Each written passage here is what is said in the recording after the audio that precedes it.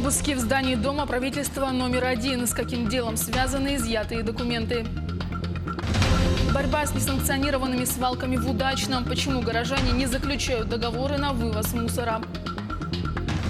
Итоги участия якутских вольников на чемпионате России. Единственная медаль в копилке нашей сборной.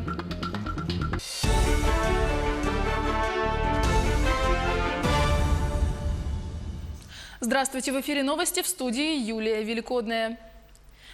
Сотрудники правоохранительных органов провели выемку документов в Минтрансе Якутии и кабинете первого зампреда правительства Алексея Колодезникова в рамках расследования уголовного дела в отношении бывшего заместителя начальника отдела эксплуатации автодорог Управления автомобильных дорог в Усть-Майском районе. Как пояснили в пресс-службе правительства, дело было возбуждено в апреле этого года. По версии следствия, в 2013 году обвиняемый, будучи должностным лицом госучреждения, использовал свои полномочия и потребовал от предпринимателя, который отвечает за состояние автодороги Югоренок-Солнечный в Усть-Майском районе Якутии, передавать ему ежегодно по 1 миллиону рублей.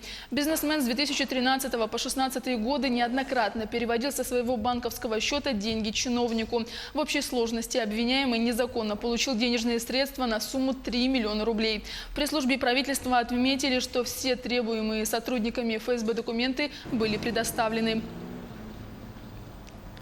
Ипотечные кредиты по 2% годовых без первоначального взноса планируют предоставлять жителям Дальнего Востока до конца этого года. Механизм льготного кредитования предусматривает покупку, строительство или ремонт жилья как квартир, так и домов. Получить льготную ипотеку смогут обладатели дальневосточного гектара и молодые семьи, в которых возраст одного из супругов не достиг 35 лет.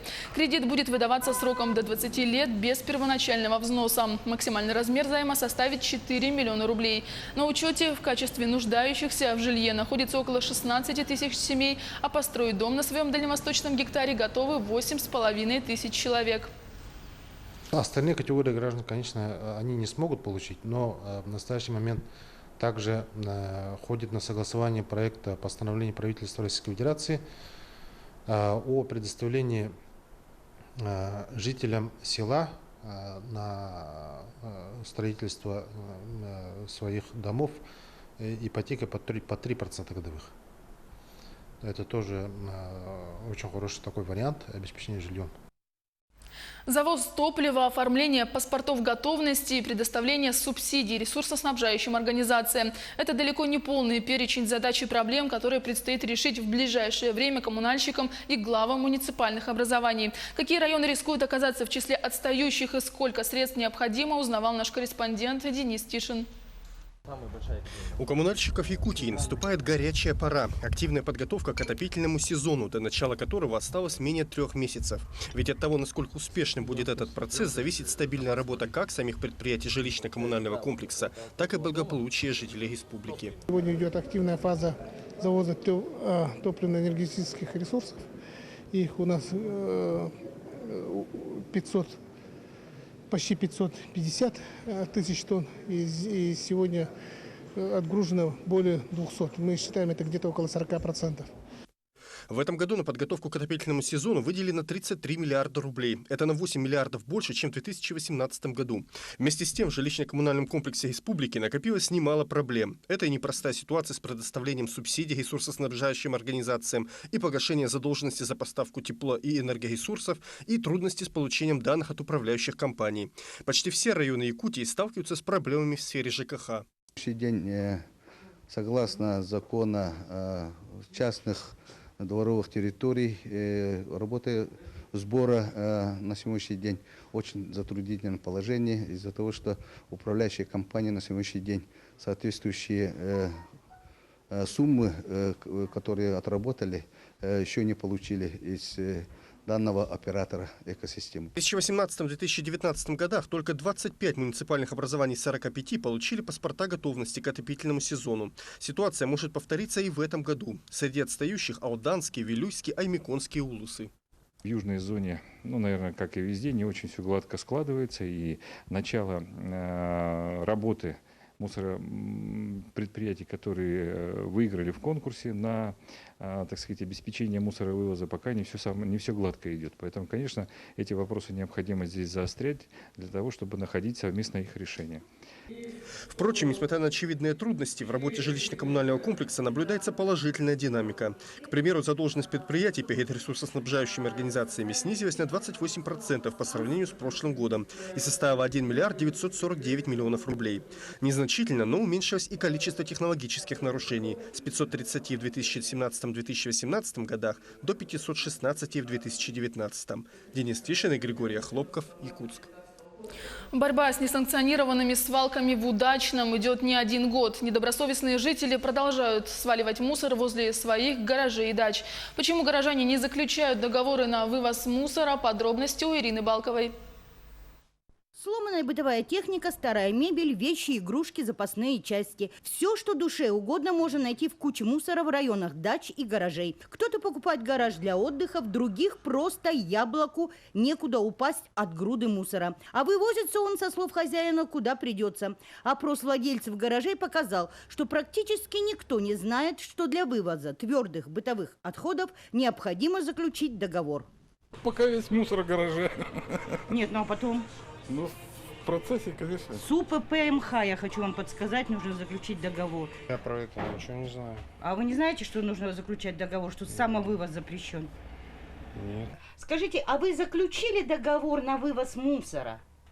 Нет, Нет? Или, может быть, заключил ваш кооператив, а вы не знаете? я не знаю, мне никто не говорил. А куда вы мусор вывозите? Там, за Полянским. Сегодня вывозом мусора на западной территории Якутии занимается региональный оператор в лице Мирнинского предприятия жилищного хозяйства. Но горожане договор могут заключить по месту жительства. Для удобства нашего населения по заключению договоров на сбор ТКО у нас имеется предприятие на территории города, которое в соответствии с доверенностью может заключать эти договора на месте.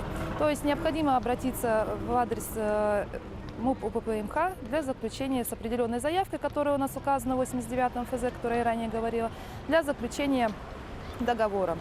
Ежемесячный взнос по договору зависит от объемов мусора. Вывоз 1 кубического метра твердых коммунальных отходов стоит 792 рубля. Что касается строительного мусора, размещение на полигоне 1 кубического метра 260 рублей, плюс почасовая работа спецтехники. А сейчас думайте сами, нарушать федеральные законы, платить штрафы или стать законопослушным гражданином, заключить договор и спать спокойно. Также необходимо отметить, что самовывоз мусора запрещен. На сегодняшний день жители, как и ранее, в принципе, они не имеют полномочий вывозить своими силами, то есть на своих автомобилях, на своих транспортных средствах вывозить данный мусор. Так как этой деятельностью может заниматься только лицензированная организация, имеющая, то есть лицензию на данный вид деятельности. В нашем случае у нас единственная такая организация, имеющая, это МУП УППМХ. На сегодняшний день только один гаражный кооператив заключил договор. Дачники уже начали активно работу в этом направлении. Что касается физических лиц, то за последний месяц в Удачнинское производственное предприятие муниципального хозяйства обратилось всего 2 человека. Ирина Балкова, Алексей Меркулин, телеканал «Алмазный край». Разрешено с сегодняшнего дня собирать землянику жителям Амгинского, Усть-Алданского и Намского улусов. В Министерстве экологии региона установили сроки сбора ягод. В Татинском, Хангаласском, Чурапчинском районах 15 июля можно заготавливать землянику и красную смородину. А жителям Вилюйского района начнут сбор малины с 20 по 25 июля. Голубика доступна для сбора с 20 июля. Черная смородина начнет поспевать с середины августа, а сбор ягод будет разрешен в конце месяца. За нарушение порядка сбора плодов, ягод, а также недревесных ресурсов и установлена административная ответственность по статье 8.25, часть 3, где предусматриваются штрафы. То есть в случае, если граждане занимаются сбором ягод именно для коммерческой цели, они должны взять в аренду лесной участок. В противном случае это будет являться нарушением законодательства. Итоги участия якутских вольников на чемпионате России подвели в Якутске. Единственную медаль в копилке нашей сборной принес 30-летний уроженец Вилюйского района Михаил Иванов. Завоевав бронзовую медаль в весовой категории до 57 килограммов, он спустя 12 лет вновь стал призером чемпионата России. Другой якутский борец, победитель Кубка мира Раян Тютрин в четвертьфинальной схватке стал жертвой судейского произвола. Главный тренер сборной России Дзамбалат Тедеев осудил действия главного судьи, который засчитал дагестанскому борцу балл за 1,5 секунды до окончания схватки и отстранил его от дальнейшей работы на соревнованиях. Раян Тютрин примет участие на международном турнире памяти Циолковского и Пытлясинского, который пройдет со 2 по 4 августа в Польше, где определится состав сборной России для участия на чемпионате мира в Нур-Султане в сентябре этого года. Последний этап, как говорили, я подготовился здесь, в Якутске.